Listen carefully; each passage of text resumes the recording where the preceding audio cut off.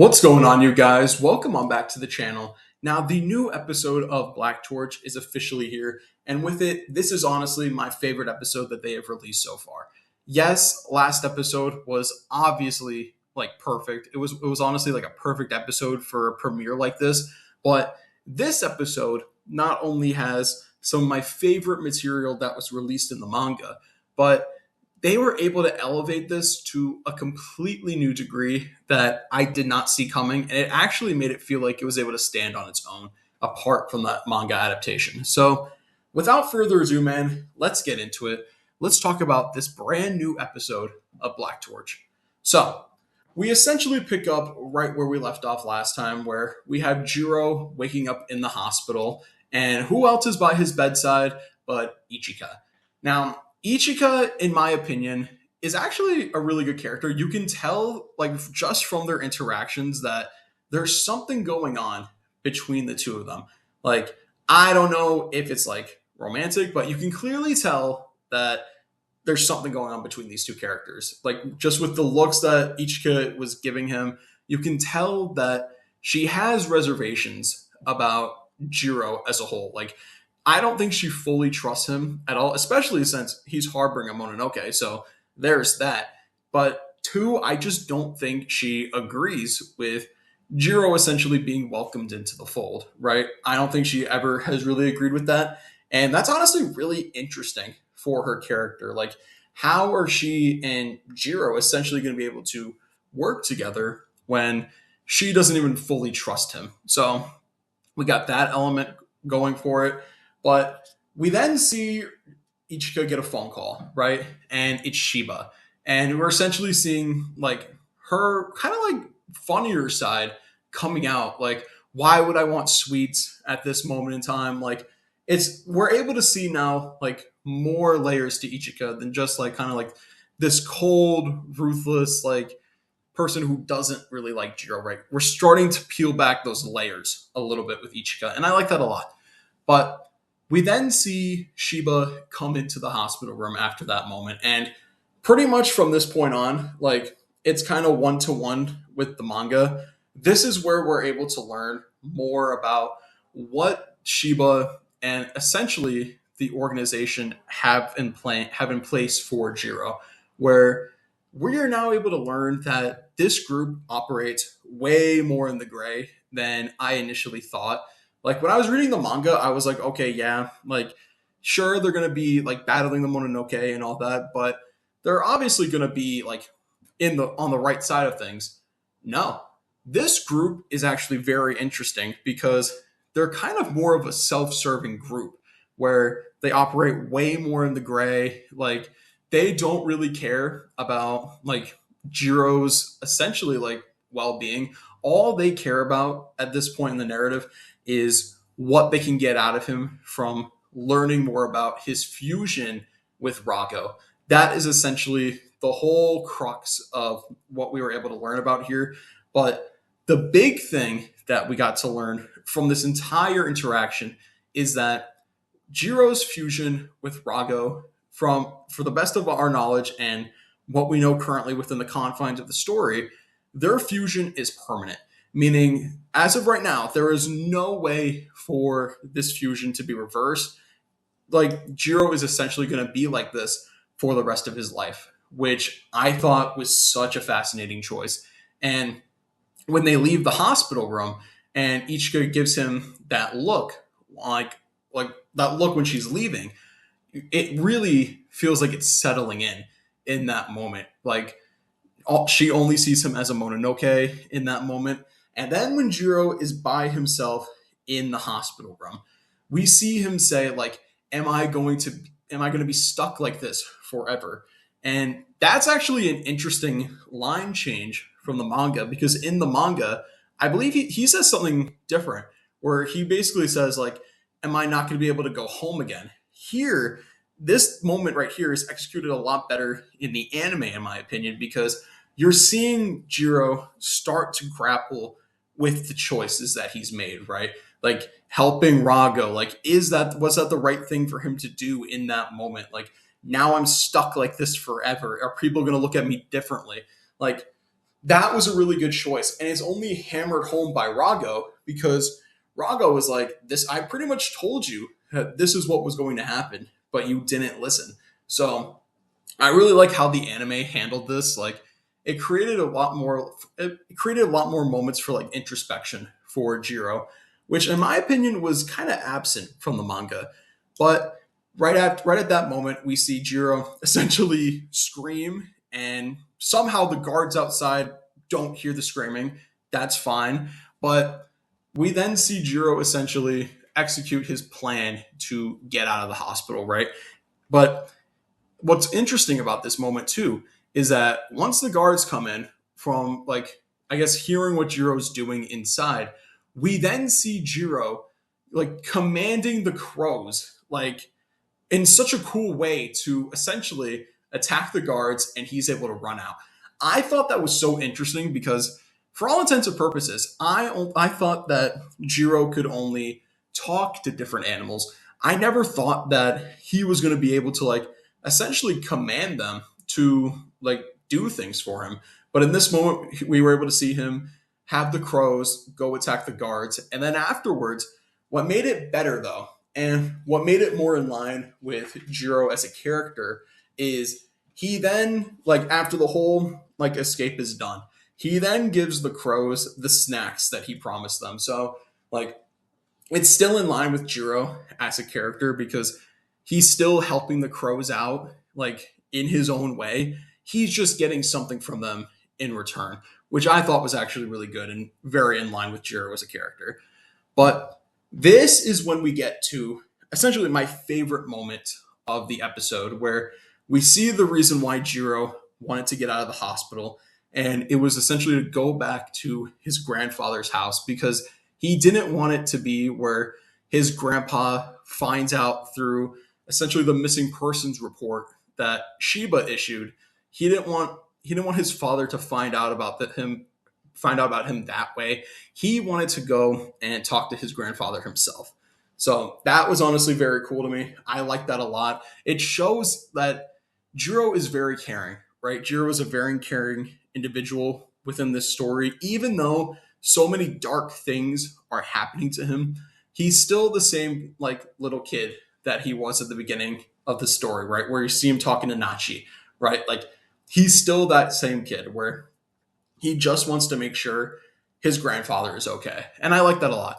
It makes Jiro a very compelling character. And even though this was in the manga, if like with the voice acting and everything and seeing it in motion, you're able to feel like Jiro caring more about how his grandfather feels in this moment. So that was a really nice touch. But then in that moment, you see Jiro's grandpa come up behind him. And what's interesting about this moment is it's kind of like a blink and you miss it type thing. But you see his grandfather call him trespasser in that moment. And what's so fascinating about that is you can tell in that moment that he knows that Jiro is possessed by, or he's fused with Rago, right? You can tell he's fused with Rago. And why I like that so much is his grandpa just picked up on that immediately, right? Like, but it's very blink and you miss it type thing. Like, it's not kind of like something that's hammered in or anything like that.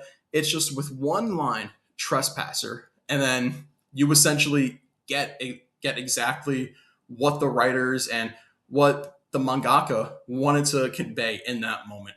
That his grandfather has essentially like disassociated from Jiro in that moment because he's fused with Rago, and that's only like reinforced when you see them get to that field area, and you see him just punch Jiro in the face, and that punch is layered with so much sadness because you see Jiro or you see his grandfather just be like, "How dare you possess my own flesh and blood? How dare you do this?"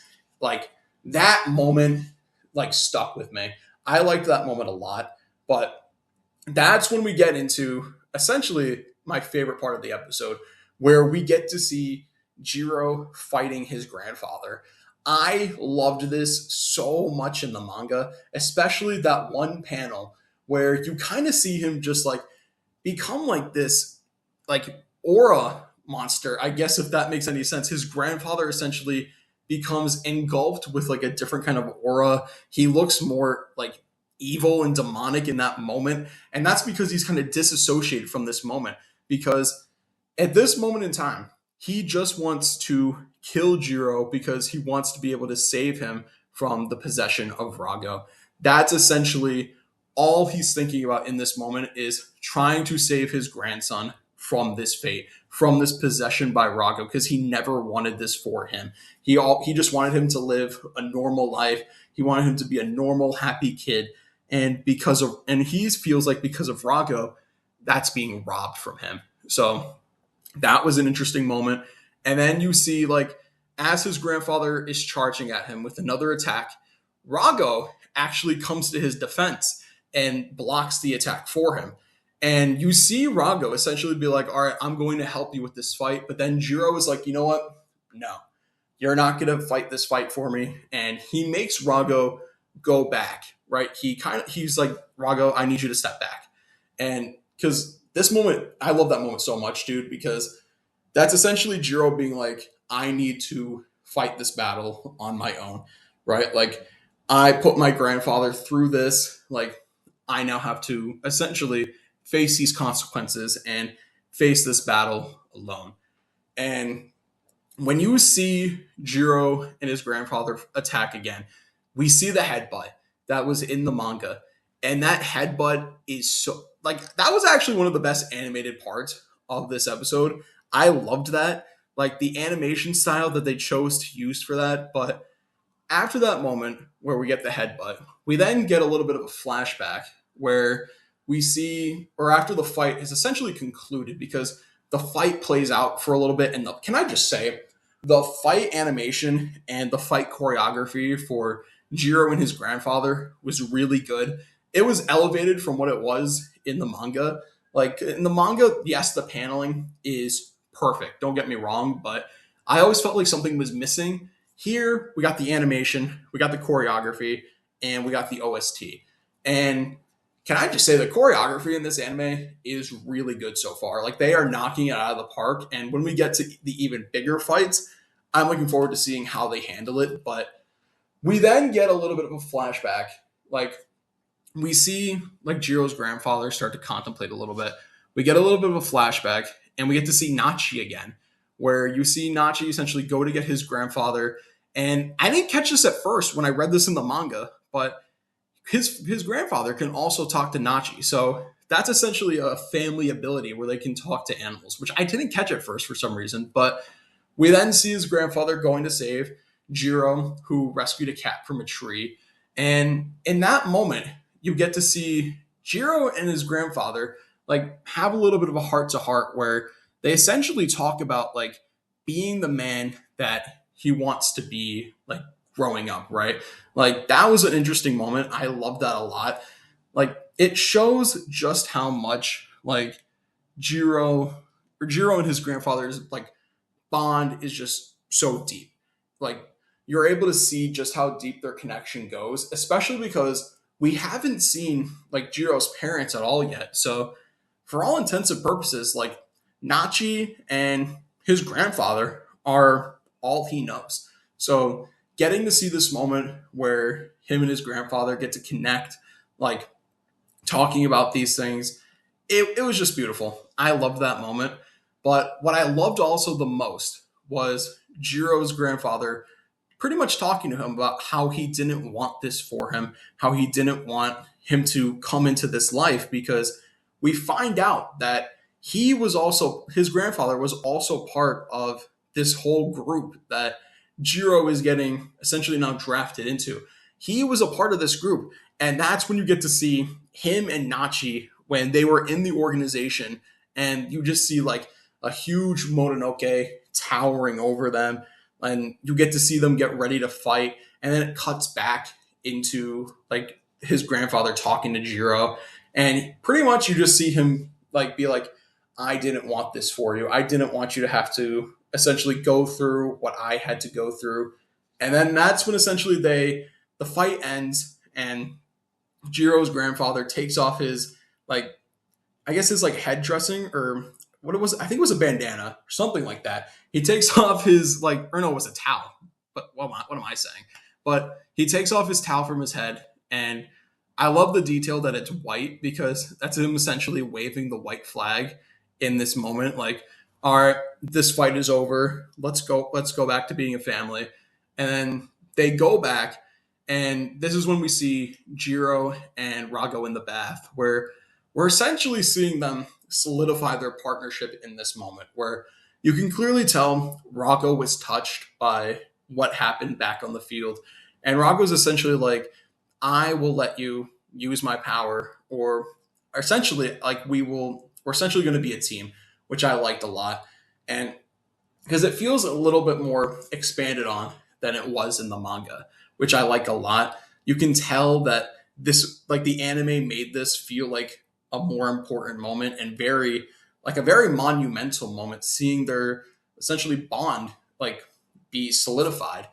And then we get arguably the biggest change that we've seen so far in the anime, where this conversation that Jiro's grandfather and Shiba have on the phone, this is something that's only mentioned as an aside in chapter 3 from something that happened before.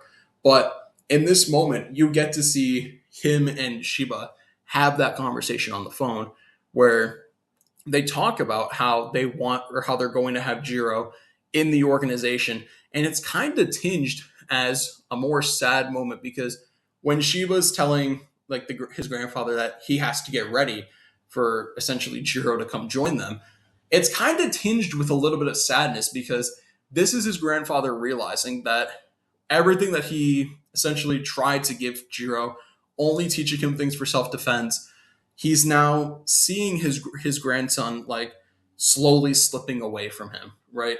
And they made that moment so good in the anime, because, like I said, this isn't in the manga. We only kind of get that, like, as an aside in chapter 3. So seeing them extrapolate on this, seeing them tinge it as a way of this essentially being Jiro's last normal night with his grandfather, where you see Jiro, like, screaming at his grandfather for soap and all that. Like, it's just such a beautiful moment, because this is essentially Jiro's last night of normalcy. And I like that his grandfather essentially helped him to achieve that. Like, this was just such a good episode, man. I loved it. And from what I know, what happens in the manga, next episode is going to be even crazier. So I cannot wait to see what happens there. But with that being said, thank you guys so much for joining me for this video. Sorry if my thoughts were a little bit more disjointed than it was in the last video. This is one of my favorite episodes, or one of my favorite chapters that they're adapting. So there was so much that I want to talk about, but hey, I just hope that it was good. But if there's anything that I missed, please feel free to tell me what I missed. I love to, like, just have these sort of, like, conversations with you guys. So with that being said, like, comment, subscribe, and as always, I'm going to talk to you guys in the next video. Bye.